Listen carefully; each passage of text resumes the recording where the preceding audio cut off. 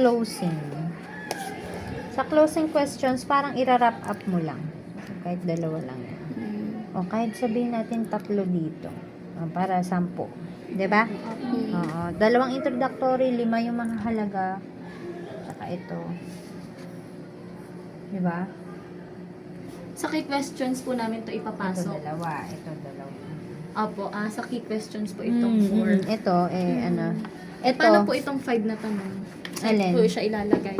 base to sa Ito na yung sagot. ano natin eh. Sagot. Sagot ng... Kami po magkakandak po niyan.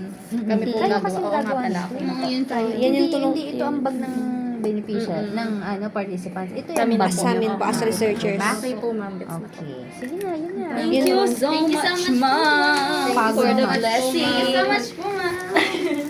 Susunod po, mayroon akong page.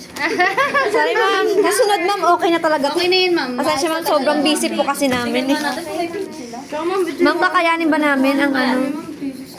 Ma'am, ito yung ano, evaluation.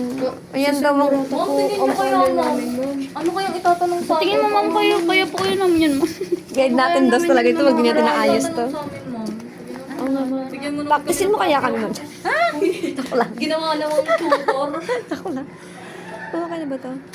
Parang kaya niya yan. Hindi mo ano, din na yung pizza. Kung ano kaya yung isang, sige ma'am, magbigay ka po ng isang importante na dapat namin masagot sa research mo. Na dapat lagi How was the study conducted? Ano pong sagot doon? Kayo sa data collection method, tsaka yung data process. Oo nga, paano nga daw eh? Paano nga daw? Eh di yan, survey, nagpaano tayo. Okay, ma'am. Thank you. Thank you so much.